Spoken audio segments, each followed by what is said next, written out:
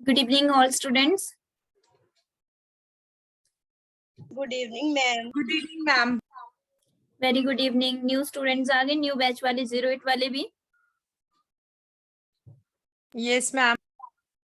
Okay, चलिए तो पहले भी पॉलिटी की क्लासेस हुई है 07 वालों की, लेकिन ओनली अभी 08 वाले होंगे और असिस्टेंट वाले होंगे. ठीक है, तो स्टैटिक जीके में भी रहेगा आपका, और थोड़ी सी जो है हम डिटेल वाली भी कर लेंगे. स्टैटिक जीके के साथ साथ जो है थोड़ा सा डिटेल में चलेंगे. तो मैं आपको बता देती हूँ, सबसे पहले तो आपका सिलेबस बता देती हूँ कि जो पॉलिटी का सिलेबस है ओनली अभी वही डिस्कस करूंगी. इसके बाद आपकी जो है अलग से टैट के लिए वालों, जो टैट वाले हैं उनके लिए अलग से क्लास ले लूंगी कि टैट का क्या क्या रहता है, वो उनको उस क्लास में बता दूंगी. ठीक है, लेकिन अभी हम बात करेंगे ओनली पॉलिटी पे कि कौन कौन से टॉपिक है जिन पे आपने फोकस करना है और जिनको हमने जो है क्लास के अंदर कंप्लीट भी करना है. तो पॉलिटी का जो सब्जेक्ट है वो आपका मेरे पास ही रहेगा, मैं ही आपको पढ़ाऊंगी. और टाइम टेबल अभी टेंटेटिव टाइम टेबल दिया है मैंने आपको, क्योंकि अभी बहुत सारी क्लासेस जो है बहुत सारे बच्चों की जो है क्लैश भी हो रही है, तो वो देख लेंगे. अभी टाइम टेबल जो है 1-2 दिन में जो है सेट हो ही जाएगा. टाइम टेबल के अकॉर्डिंग आपको जो है इन्फॉर्म कर देंगे और साथ में कि कौन कौन सी कब है. लेकिन फिलहाल के लिए अभी जो आपका कल परसों मतलब 2-3 दिन के लिए जो है वो यही टाइम टेबल रहने वाला है. न्यू स्टूडेंट्स जो है पॉलिटी की क्लास जो है वो इसी टाइम रहने वाली है. तो चलिए स्टार्ट करते हैं सबसे पहले. और आपसे भी जो है संडे को जो है इंटरेक्शन एक क्लास रखेंगे जिसमें इंटरेक्ट करेंगे, और कोई भी डाउट होगा आपका या आपको किसी भी तरह की कोई भी प्रॉब्लम आ रही है क्लास में तो वो हम डिस्कस करेंगे. साथ में एक चीज और बता दूं कि ऐप में जब भी आपको रिकॉर्डेड क्लासेस मिलती हैं तो प्लीज आप उस असेस को जो है उसका मतलब अनयूज ना करें. आप किसी रिकॉर्डिंग ऐप को जो है साथ में ना चलाएं. अगर ऐसा करेंगे तो आप ऑटोमेटिकली ब्लॉक हो जाते हैं. ठीक है, तो पहले न्यू स्टूडेंट को पहले बता देती हूँ, क्योंकि बहुत सारे स्टूडेंट हमारे ब्लॉक हुए थे ओल्ड में, तो फिर बाद में उनको पता चला कि ऐसा है, इसलिए प्लीज पहले से थोड़ा सा अवेयर रहिए. ठीक है, चलिए. तो आई होप आप सभी को सारी बातें मेरी क्लियर होंगी. क्लियर है? Yes, ma'am. ओके, तो Yes, पॉलिटी ma'am. की क्लास है आपकी अभी. और इसमें आपको एक तो आपको पीडीएफ नोट्स आपको ऐप में है, लेकिन जो मोस्ट इंपॉर्टेंट नोट्स हैं वो क्लास नोट्स होंगे आपके. ठीक है, तो जो भी मैं यहाँ पे आपको करवाऊंगी डेली वो आपने साथ में अपने नोट्स बनाने हैं. शॉर्ट फॉर्म में बनाइए, साथ साथ में अपने लिखना है. और जब हम खुद के लिखते हैं तो जब हम उसे रिविजन्स करते हैं तो ज्यादा मतलब एक तो कम टाइम लगता है और ज्यादा इजी रहता है आपको उसको रिवाइज करना, क्योंकि वो आपके माइंड में पहले से सेटअप बन जाता है उस चीज का. चलिए तो स्टार्ट करते हैं आज की क्लास. हम पहले देख लेते हैं टॉपिक कौन कौन से है. सबसे पहले हम इंट्रोडक्शन ऑफ कॉन्स्टिट्यूशन ही करेंगे. बाइलिंगुअल रहेगी क्लासेस. ठीक है, टर्म मैं जो है इंग्लिश में लिखूंगी, साथ में हिंदी में भी बताती चलूंगी. इंट्रोडक्शन ऑफ कॉन्स्टिट्यूशन यानी कि भारत के संविधान की जो भूमिका है उसके बारे में देखेंगे कि संविधान जो है हमारा कॉन्स्टिट्यूशन जो है वो क्या है, कैसे बना, और उसे जो भी इंपॉर्टेंट क्वेश्चंस आपके रहते हैं. देन हम देखेंगे प्रियम्बल. प्रियम्बल यानी कि प्रस्तावना. थर्ड हम देखेंगे सिटीजनशिप के बारे में, थोड़ा सा देखेंगे, ज्यादा डीपली नहीं जाएंगे. ठीक है, लेकिन आपको उसके रिलेटेड जो चीजें पता होनी चाहिए वो देखेंगे. देन हम देखेंगे फंडामेंटल राइट. फंडामेंटल राइट का मतलब है मौलिक अधिकार आपके. देन हम देखेंगे directive principle of state policy. Directive principle of state policy यानी कि राज्य के नीति निर्देशक सिद्धांत या फिर तत्व. और साथ ही साथ में हम देखेंगे डायरेक्ट आपकी फंडामेंटल ड्यूटीज. फंडामेंटल ड्यूटीज यानी कि मौलिक कर्तव्य जो है आपके. इसके बाद हम देखते हैं हमारे पास एक एग्जीक्यूटिव होती है, एक लेजिस्लेटिव होती है और एक जुडिशरी होती है. यानी कि तीन जो है गवर्नमेंट के मेन ऑर्गन्स, यानी कि कहें कि तीन मुख्य अंग हैं जिसमें आपकी न्यायपालिका, कार्यपालिका और विधान पालिका आती है. तो इससे रिलेटेड जो भी टॉपिक हैं वो सारे के सारे देखेंगे. लाइक आपका president, vice president, topic note कर लो. President, vice president. फिर हम देखेंगे पीएम देखेंगे, ये लिखती हूँ, प्राइम मिनिस्टर. यूनियन कैबिनेट देखेंगे. केंद्र जो आपकी कैबिनेट रहती है, केंद्रीय कैबिनेट भी बोल सकते हैं इसे आप, संघीय कैबिनेट बोलते हैं, यूनियन का मतलब होता है संघ, तो कैबिनेट रहेगी। देन इसके बाद हमारा नेक्स्ट टॉपिक रहेगा पार्लियामेंट। पार्लियामेंट यानी कि संसद। पार्लियामेंट में आपकी तीनों ही चीजें आती हैं वैसे तो, लेकिन हम दो इसमें लोकसभा और राज्यसभा को जो है डिस्कस करेंगे अच्छे से। देन हम देखेंगे जुडिशरी सिस्टम।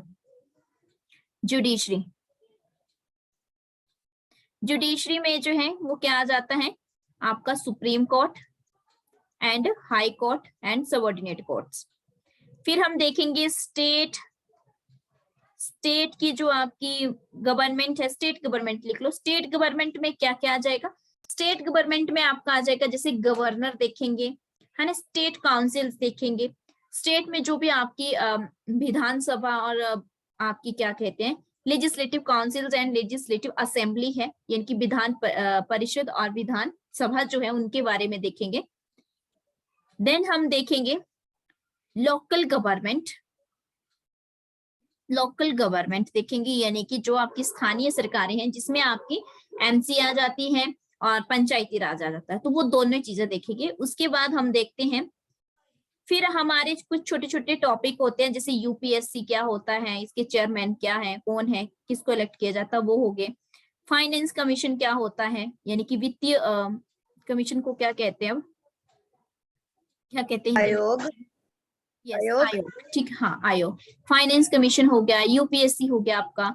या फिर इमरजेंसी से रिलेटेड अलग से करवाती हूँ मैं पावर, जैसे हम प्रेसिडेंट पढ़ लेते हैं लेकिन उससे रिलेटेड जो मोस्ट इंपॉर्टेंट पावर्स रहती हैं प्रेसिडेंट की, तो इमरजेंसी यानी कि आपातकालीन जो है शक्तियां रहती हैं, तो वो हम एक अलग सा टॉपिक करके करते हैं। फिर विमेन कमीशन हो गया, जो इंपॉर्टेंट होगा उसमें वो सब चीजें करेगी। तो ये है आपका सिलेबस। क्लियर है सिलेबस सभी को? सभी ने नोट किया अच्छे से? Yes ma'am. Yes ma'am. Okay, तो मैं इसे रफ कर दूं? Yes ma'am. ओके चलिए तो स्टार्ट करते हैं आज की क्लास। सबसे पहला आज का जो हमारा टॉपिक रहेगा कॉन्स्टिट्यूशन ही रहेगा, यानी कि संविधान के बारे में ही जो है हम आज पढ़ने वाले हैं। कॉन्स्टिट्यूशन के बारे में पढ़ने वाले हैं, संविधान के बारे में जानने वाले हैं। सबसे पहले क्वेश्चन हमारा यही बनता है कि संविधान होता क्या है। सभी को पता होना चाहिए, बचपन से लेकर के आपने सिविक्स पढ़ी होगी, तो सिविक्स में भी आपने पढ़ रखा है कॉन्स्टिट्यूशन क्या होता है। साथ ही साथ में जो बच्चे हैं टैट और कमीशन वाले, उनको मैं बता दूं कि उनको जो है साथ में क्या पढ़ना है, एनसीईआरटी पढ़नी है। मैंने लिंक दिया है, वहां से आप जो है डाउनलोड कर सकते हैं। तो एनसीईआरटी की 6, 7, 8, 9, 10 की जो सिविक्स की बुक होती है सोशल साइंस में, सिविक्स यानी कि नागरिक शास्त्र, वो आपने पढ़नी है। अपनी लैंग्वेज के अकॉर्डिंग उसे डाउनलोड करिए और वहां से पढ़िए साथ साथ में, ठीक है। जो भी आपकी बेसिक ऐप पर दिया है आपने? हाँ, ऐप पर मैंने आपको ग्रुप में लिंक दिया है, ठीक है। ऑल स्टूडेंट्स वाले में भी दिया है और हाँ ऑल स्टूडेंट्स वाले में दिया है, ठीक है, वहां से पढ़ सकते हैं। ओके चलिए, तो कॉन्स्टिट्यूशन पहले देखते हैं कि कॉन्स्टिट्यूशन जो है वो होता क्या है, संविधान जो है वो आपका क्या होता है। तो संविधान, अब देखिए जब हमारा देश आजाद हुआ, सभी को पता है कि 15 अगस्त 1947 में क्या हुआ, हमारा देश आजाद हुआ। उससे पहले हम क्या थे, कहीं ना कहीं हम अंग्रेजों के अधीन काम करते थे, ठीक है। लेकिन जैसे ही हम आजाद होते हैं तो हमें जो है अपने रूल्स, अपने रेगुलेशंस, अपने गवर्नेंस के लिए जो है बनाने जरूरी हो गए, क्योंकि अब कोई अगर रूल रेगुलेशन नहीं होता तो क्या होता, भगदड़ मच जाती, ठीक है। तो उन सभी को कंट्रोल करने के लिए हमारे पास क्या होना जरूरी था, कहीं ना कहीं कोई ना कोई रूल्स होने जरूरी थे। तो उन रूल्स को सेटअप करने के लिए जो है हमने क्या किया, एक कॉन्स्टिट्यूट असेंबली का भी जो है निर्माण किया, उसको भी एस्टेब्लिश किया। लेकिन हमारा संविधान क्या था, संविधान था हमारा सेट ऑफ रूल्स, कि नियम को सेट करना, सेट ऑफ रूल्स लिख सकते हैं आप, लॉज लिख सकते हैं, यानी कि नियम कानून, ठीक है। अब किसके लिए नियम बनाना और किसके लिए कानून बनाना, तो गवर्नेंस के लिए। गवर्नेंस का मतलब है प्रशासन के लिए, प्रशासन के लिए जरूरी था, ठीक है। तो देखो अगर आपने भी देखा होगा नॉर्मली, अगर आप कोई भी चीज बनती है तो उसके लिए क्या होता है, कुछ ना कुछ एडमिनिस्ट्रेशन रहता है, ठीक है, प्रशासन रहता है, उसको चलाने के लिए, रेगुलेट करने के लिए कुछ नियम रहते हैं, कुछ जो है आपके पास रूल्स रहते हैं। तो उसी तरह से संविधान जो था वो क्या था, सेट ऑफ रूल्स था, लॉज था। इसमें जो रूल्स रेगुलेशंस लिखे गए हैं हम आज भी उनको फॉलो करते हैं। तो जब हमारा देश आजाद हुआ 15 अगस्त 1947 को, तो हमने सबसे पहले क्या बनाया, संविधान को ही बनाया, कॉन्स्टिट्यूशन को ही बनाया, ताकि हमारे अपने देश के अपने रूल्स हो सके। हम प्रशासन जो भी चलाएंगे, जो भी गवर्नेंस होगी हमारी, अपने रूल्स के अकॉर्डिंग हो। अगर अपने रूल्स के नहीं होगी तो फिर किसी और के होंगी, है ना। तो पहले भी तो वही था। तो जब आजाद हो गया तो हमने ये सोचना शुरू किया। अब हुआ क्या था कि जैसे ही सेकेंड वर्ल्ड वॉर हो रहा था, इससे पहले मैं सेकेंड बताऊं, इससे पहले मुझे बताइए कि फर्स्ट वर्ल्ड वॉर कब हुआ था। फर्स्ट वर्ल्ड वॉर कब हुआ था?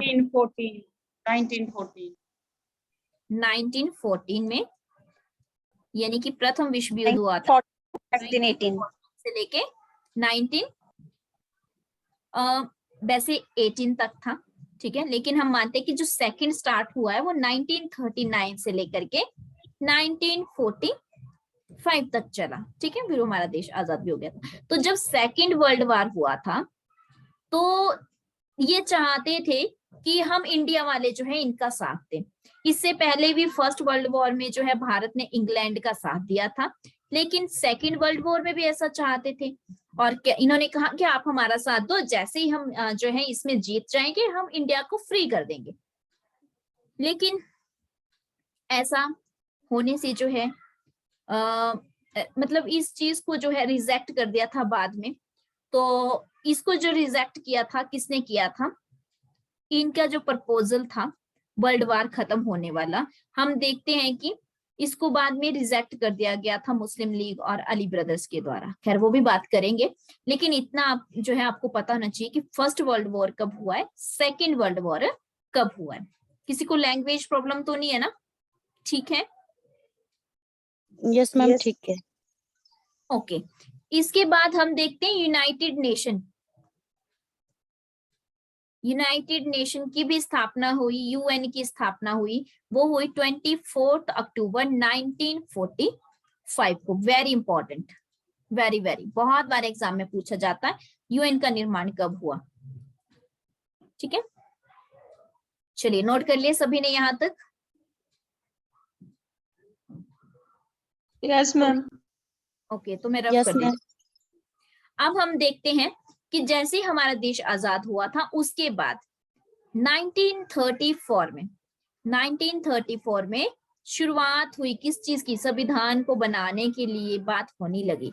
तो 1934 की अगर हम बात करते हैं तो उस time M.N.. Roy, very important, M.N.. Roy ने जो है डिमांड की, इन्होंने जो है डिमांड की या प्रस्ताव रखा कॉन्स्टिट्यूट असेंबली के लिए।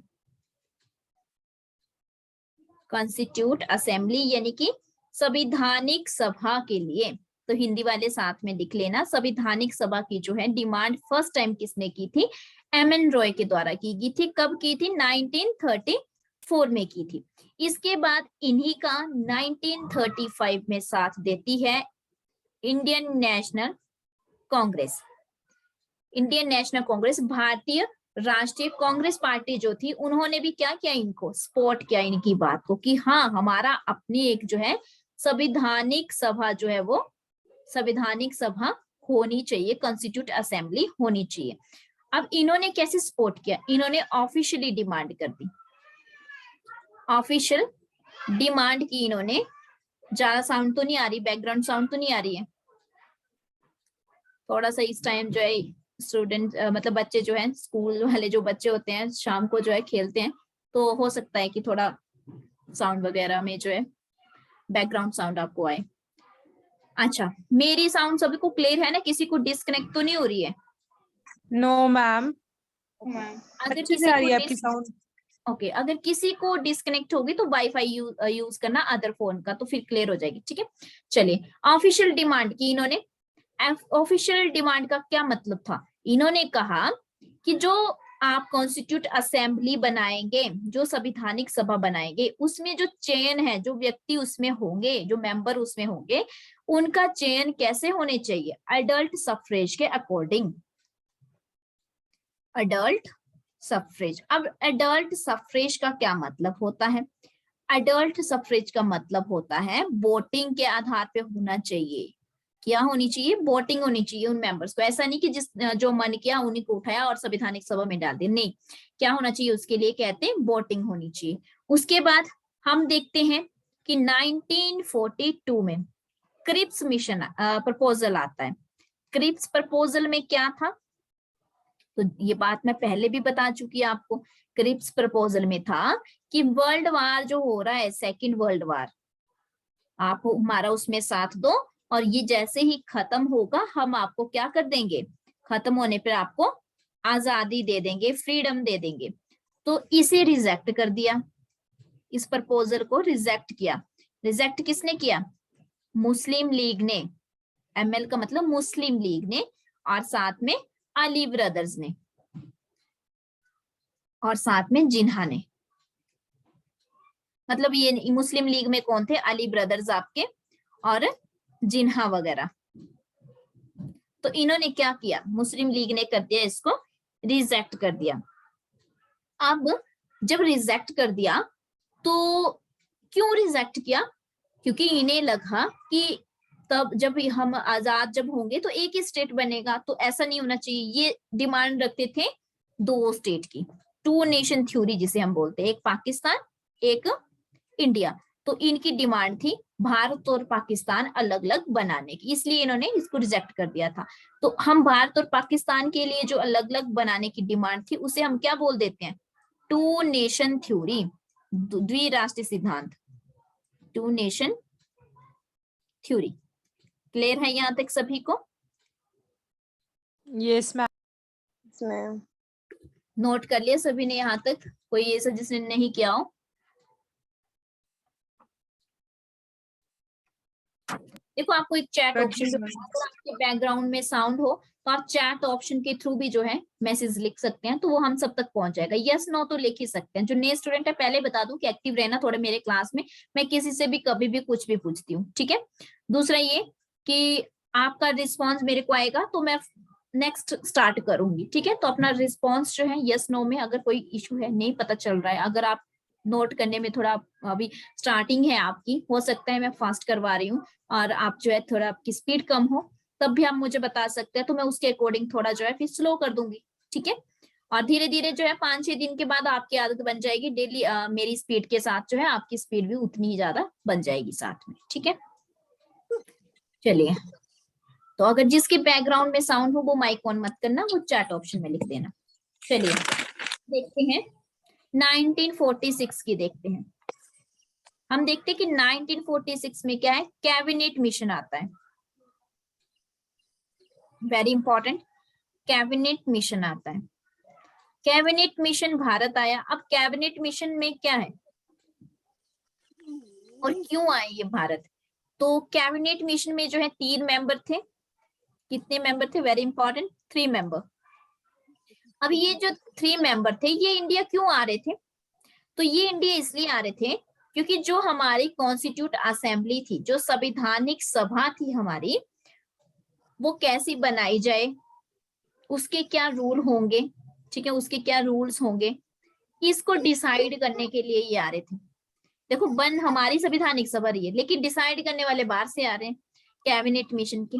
अब कैबिनेट मिशन में 3 मेंबर कौन कौन से थे, उनके नाम देख लेते हैं कि 3 जो व्यक्ति हाँ वो कौन कौन से थे। फर्स्ट थे Lord Pethick Lawrence. Lord Pethick, किसी का माइक ऑन अभी ऑफ करो। रजनी माइक पे क्लिक करो again. Yes, Lord Pethick Lawrence. Second थे sir Stafford Cripps. Sir Stafford Cripps. Third थे हमारे पास मिस्टर एवी अलेक्जेंडर। मिस्टर एवी अलेक्जेंडर, नाम इनके याद रखना, एग्जाम में आ जाते हैं। अब इसमें जो आपके स्टेट फूड क्रिप्स थे, ये क्या थे? हेड थे, कैबिनेट मिशन के हेड थे ये, ठीक है। तो ये इसलिए आए थे, क्यों आए थे? ये इसलिए आए थे ताकि जो हमारी संवैधानिक सभा बन रही है उसके लिए क्या रूल्स बनेंगे, क्या रेगुलेशंस होंगे, उसमें कौन से व्यक्ति लिए जाएंगे, इन सब को डिसाइड करने के लिए जो है ये इंडिया आए थे। अब नेक्स्ट हम देखते हैं कि जब हमारा भारत आजाद हुआ उसमें ब्रिटेन के पीएम कौन थे? क्वेश्चन पूछा गया है पहले भी। तो उस टाइम ब्रिटेन के पीएम कौन थे? बताइए कोई। लॉर्ड एटली। यस, लॉर्ड एटली। लॉर्ड एटली। देखिए बैच नंबर जो 7 है उनकी रिवीजन हो जाएगी, क्योंकि उनकी क्लासेस हो चुकी हैं तो उनको रिवीजन नहीं मिले। इसके अलावा जो जितने भी बैच है 1 2 3 4 5 6 उनको मल्टी टाइम जो है रिवीजन मिल चुके हैं, इसलिए उनको अब दोबारा नहीं मिलेगी। उनको नियर बाई एग्जाम जब होगा क्रैश कोर्स टाइप, उस टाइम मिलेगी।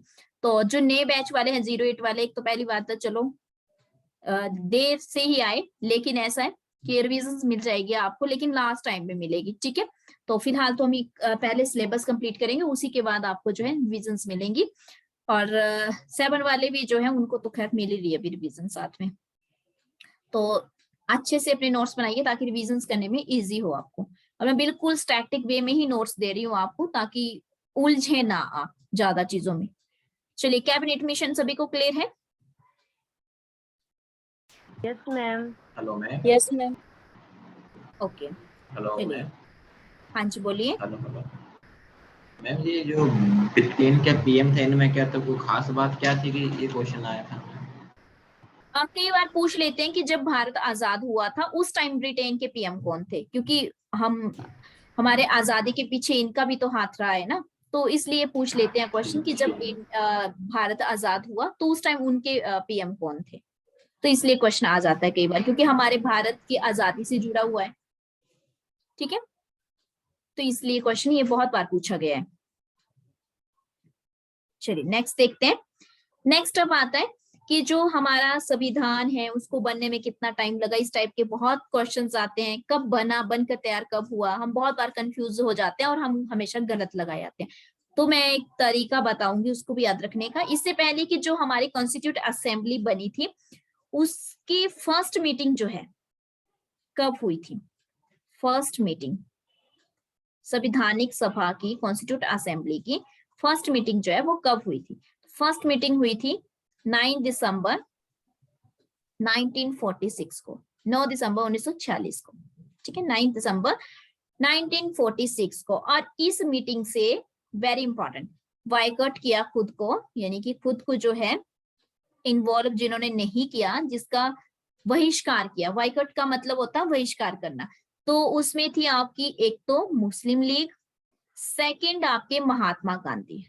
अब देखिए ये मत सोचना कि महात्मा गांधी ने जो है बॉयकॉट किया था तो इसका मतलब कि वो भी उनके साथ मिले होंगे, ऐसा नहीं था, ठीक है, ऐसा नहीं था। लेकिन ये ना तो देखिए ना तो किसी मीटिंग में थे संविधान की सभा में, चाहते तो थे कि हाँ हमारा देश आजाद हो, लेकिन जब विभाजन हो गया था, 2 पार्ट्स में बन रहे थे, तो थोड़ा सा जो है इनको भी वैसे कंट्रोवर्सी है बहुत ज्यादा। कोई कहता है कि नहीं उनके साथ थे, कोई कहता है नहीं ये बिल्कुल जो है इंडिया के साथ थे। तो इस बात पे हम जो है ज्यादा डिस्कस नहीं करेंगे। लेकिन हाँ, इन्होंने बायकॉट किया था, इन्होंने इस मीटिंग में पार्टिसिपेट नहीं किया था। मतलब ये किसी के साथ भी नहीं थे, अलग सा था, लेकिन ये इन्होंने पार्टिसिपेट नहीं किया था। अब इसके बाद आता है कि जो हमारा संविधान बना, ये जो मीटिंगें हो रही थी कॉन्स्टिट्यूट असेंबली की, कब तक होती रही और कितना टाइम लिया इन्होंने संविधान बनाने में?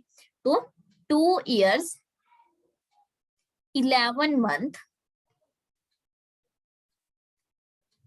18 days, 2 साल 11 महीने 18 दिन जो संविधान को बनने में लगे। 2 year 11 month 18 days। इसी के बीच में 11 सेशंस हुए आपके, यानी कि सत्र जो हुए वो कितने हुए? 11 सेशंस हुए। और 165 सीटिंग्स हुई। 156 सीटिंग का मतलब है, 165 सीटिंग का मतलब है कि इतनी बैठकें हुई इसके लिए, संविधान बनाने के लिए। खर्चे की बात करें तो 64 लाख समथिंग जो है इसके लिए खर्चा हो गया, ठीक है। फिर फर्स्ट प्रेसिडेंट कौन बनते हैं इसमें, यानी कि प्रथम अध्यक्ष जो है वो कौन बनते हैं।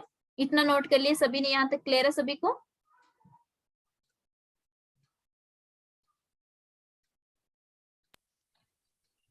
Yes ma'am. Yes ma'am. Sunita Devi को साउंड नहीं आ रही, कौन है सुनीता? अच्छा, मे भी शायद कोई नया स्टूडेंट होगा। 08 बैच में जो है स्क्रीनशॉट लीजिए और वहां पे डाल दो कि अपना माइक ऑन करें, ठीक है। एक बार जब भी आप क्लास में एंटर करते तो आपने एक बार जो ऑडियो ऑप्शन होता है उस पर क्लिक करना, देन आपको साउंड आनी शुरू हो जाएगी। तो आप जो है स्क्रीनशॉट लेके 07 में 08 वाले दोनों ही बैच वाले जो है अपने अपने बैच में डाल दो। अब मुझे याद नहीं है कि सुनीता कौन से बैच की है, 7 की 8 की है, तो वो देख लेंगे फिर कि अपना जो है ऑडियो ऑप्शन ऑन करें, तभी साउंड आएगी, अदरवाइज साउंड नहीं आएगी। चलिए अब हम देखते हैं फर्स्ट प्रेसिडेंट। फर्स्ट प्रेसिडेंट तो प्रथम अध्यक्ष कौन थे? डॉक्टर सच्चिदानंद सिन्हा। सभी ने सुन रखा होगा नाम, डॉक्टर सच्चिदानंद सिन्हा। और ये जो थे ये कैसे अध्यक्ष थे? टेम्परेरी। टेम्परेरी थे, मतलब अस्थाई अध्यक्ष थे, ठीक है। इनके पास इन्हें क्यों बनाया गया था? क्योंकि एक तो ये संवैधानिक सभा में जो है सबसे सीनियर थे, इसलिए हमारे इंडिया में वैसे भी रिवाज रहती है जो सबसे बड़े होते हैं उन्हें फर्स्ट प्रेफरेंस देते हैं, तो इसलिए इनको बनाया गया था।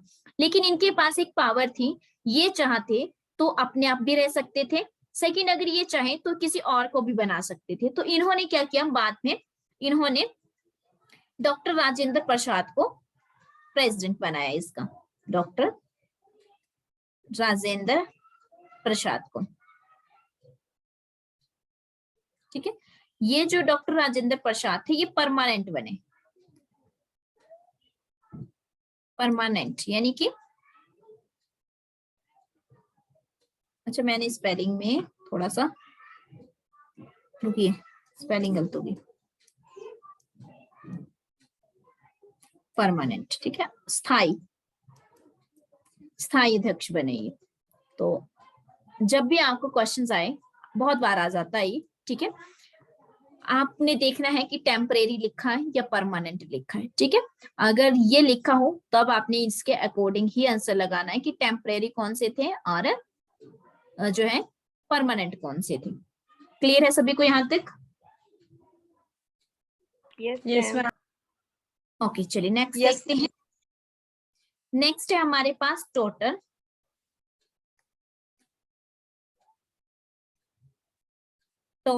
मेंबर। अच्छा, जो आपकी संवैधानिक सभा बनी थी या जो आपकी कॉन्स्टिट्यूट असेंबली बनी थी उसमें टोटल मेंबर कितने थे और कहां से कौन कौन से मेंबर लिए गए थे? तो टोटल मेंबर की बात करें 389, कितने थे? 389, ठीक है।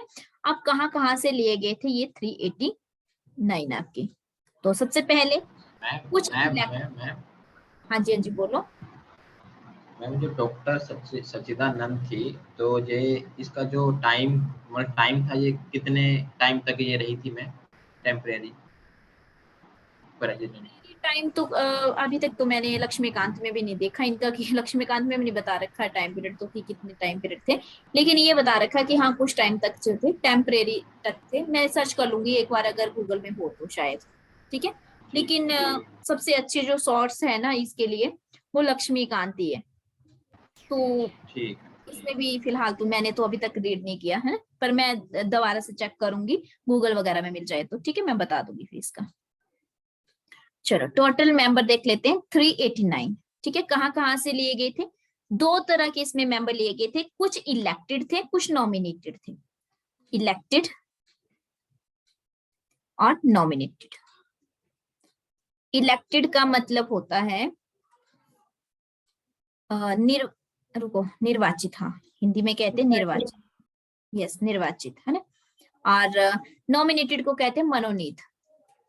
अब ये होते क्या है, इलेक्टेड कौन से होते हैं और नॉमिनेटेड कौन से होते हैं? तो नेक्स्ट पेज पे बता देती हूँ। एक होता है इलेक्टेड और एक होता है नॉमिनेटेड। इलेक्टेड होता है जो थ्रू इलेक्शन आते हैं, थ्रू इलेक्शन। जैसे अभी हम बात करें जैसे प्रधान वगैरह के क्या होते हैं, इलेक्शन होते हैं, तो मतलब वो इलेक्टेड है, ठीक है। नॉमिनेटेड की बात करें तो आपने देखा होगा कि कुछ स्पेसिफिक जो है इनके लिए रहता है कि मतलब जिसने जो है, जैसे आपने देखा होगा राज्यसभा में क्या होता है, 12 मेंबर क्या होते हैं, नॉमिनेटेड होते हैं, है ना। तो वो क्यों होते हैं, जो भी स्पेशल जिसमें एबिलिटी रहती है, लाइक साइंस से रिलेटेड, आर्ट से रिलेटेड, लिटरेचर से रिलेटेड, है ना, कला साहित्य वगैरह में जो है जिन्होंने विशेष ख्याति प्राप्त की होती है, तो उनको हम नॉमिनेट कर देते हैं। तो आपने बहुत सारे देखे होंगे, बहुत सारे जो है जैसे कई एक्टर्स भी जो है राज्यसभा में नॉमिनेट होकर के आते हैं, तो वो इसीलिए आते हैं, उनके लिए कोई इलेक्शन नहीं हो रहा है, वो कैसे आ रहे हैं, नॉमिनेटेड है वो। तो हमने कहा कि इसमें भी क्या था, इसमें भी दो तरह के थे, एक इलेक्टेड थे, एक नॉमिनेटेड थे। तो इलेक्टेड जो थे वो कितने थे, 296, और जो नॉमिनेटेड थे वो थे 93। अब जो 296 थे इनको भी डिवाइड किया गया था। इलेक्टेड कहां से थे, कुछ प्रोविंसेस से थे। प्रोविंसेस का मतलब है प्रांत, आपके 292 जो मेंबर थे वो प्रोविंसेस थे, प्रांतों से थे। और ब्रिटिश कमिश्नरी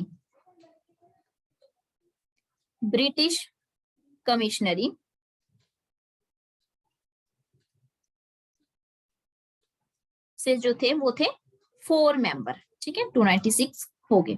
अब है 93, जो 93 थे वो प्रिंसली जो स्टेट थी आपकी, राजे रजवाड़े होते थे उस टाइम, ठीक है। तो प्रिंसली स्टेट से जो है डायरेक्ट वहां से लिए गए थे, प्रिंसली स्टेट से आपके, तो उनको नॉमिनेट किया गया था, जो भी राजा वगैरह होते थे वहां से, ठीक है, ताकि हमारी कॉन्स्टिट्यूट असेंबली बनाई जा सके। तो टोटल जो थे आपके कितने थे, 389 थे। बहुत बार क्वेश्चन पूछ लिया जाता है। क्लियर है सभी को? Yes ma'am. ओके, एक क्वेश्चन और है जो बहुत इंपॉर्टेंट है, वो कर लेते हैं अभी, फिर 3 मिनट बचे हैं, तो फिर बाकी क्लास जो वो आपकी कल ही होगी इस पे। चलिए नेक्स्ट देखते हैं। एक क्वेश्चन आता है आपको, एक होता है अडॉप्टेड, ध्यान रखना, अडॉप्टेड, और एक होता है इम्प्लीमेंटेड। इम्प्लीमेंटेड, अडॉप्टेड का मतलब है अपनाया, और इम्प्लीमेंटेड का मतलब है लागू किया गया। लागू। तो जो हम, एक मिनट रुकिए, जो हमारा संविधान था वो कब अपनाया गया और कब लागू किया गया? तो कब अपनाया गया था, अपनाने का मतलब है जो बन के तैयार हो गया था, तो 26 नवंबर, ध्यान रखना इसका, 26 नवंबर 1949 को। और लागू कब किया गया, 26 जनवरी 1950 को, ठीक है, 26 जनवरी 1950 को लागू किया गया, इम्प्लीमेंट किया गया। और अडॉप्ट कब किया गया, 26 नवंबर 1949 को। ये क्वेश्चन अक्सर एग्जाम में पूछा जाता है और हम कंफ्यूज हो जाते हैं। अब तैयार तो हो गया था 26 नवंबर को, लेकिन 26 जनवरी को क्यों ही, मतलब 26 जनवरी को ही क्यों लागू किया गया? तो इसके पीछे भी क्या एक हिस्टोरिकल फैक्ट है, क्योंकि जब हम अगर हम बात करें 1930 की, 26 जनवरी 1930 की अगर हम बात करते हैं, तो उस समय पूर्ण स्वराज, किसने की थी डिमांड पूर्ण स्वराज की? ये आपके लिए सर्चिंग है, सर्च करने के लिए क्वेश्चन है।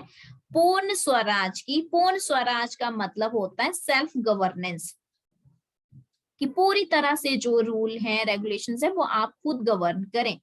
तो इसकी डिमांड की गई थी। तो इस डिमांड, ये क्या है आपका, एक ऐतिहासिक महत्व रखता है ये दिन। सॉरी 30, मैंने 26 ही बोला ना, हाँ 26 जनवरी। तो ये ऐतिहासिक महत्व रखता है, इसीलिए हमने जो है अपना संविधान लागू जो किया वो 26 जनवरी को किया, कि हम पूरी तरह से क्या होंगे, सेल्फ गवर्नेंस हमारे में आ गई। जब हमारा अपना संविधान आ गया तो इसका मतलब हमारे अपने रूल्स रेगुलेशंस आ गए। तो इसलिए ही जो है हमने 26 जनवरी 1950 को लागू किया, चाहे वो बनकर 26 नवंबर 1949 को रेडी हो गया था। इस टाइम कुछ चीजें जैसे सिटीजनशिप है, नागरिकता आपकी, फिर प्रेसिडेंट के इलेक्शन, ये लागू कर दिए थे, बाकी चीजें लागू नहीं की गई थी। क्लियर है सभी को यहाँ तक? Yes ma'am. Okay, excuse me ma'am, ma'am ये जो टोटल मेंबर्स है ना इसके असेंबली के, तो इसमें 9th की बुक है पॉलिटी की, उसमें 299 मेंबर्स दिए हैं। एनसीईआरटी की बुक में दिया है मैम ये 99 9। Yes ma'am. ओल्ड एनसीईआरटी तो नहीं देख रही हो कहीं? चलो एक बार चेक कर नहीं लूंगी। Ma'am, new addition. ओके, पर ये बिल्कुल सही है डाटा, ठीक है। ये लक्ष्मीकांत का है, तो लक्ष्मीकांत जो है इस टाइम ऐसी बुक है जो यूपीएससी वाले भी उसी को फॉलो करते हैं, ठीक है। तो ये डाटा बिल्कुल एग्जैक्ट है, इसे नोट कर लो। लेकिन कौन सी बुक में दिया, कहाँ पे दिया है, मेरे को एक बार स्क्रीनशॉट जो है आप सेंड कर देना, ठीक है। एक बार मैं देख लूंगी मैम कि 9 बजे क्लास होगी आज। हाँ जीके की होगी, 9th की पॉलिटी है। हिस्ट्री की है 9 बजे ना, जीके की मॉड। आज हम जो है मेडिवल हिस्ट्री शुरू करेंगे, ठीक है। चलिए, तो अभी तो क्लास का जो है एंडिंग होने वाली है।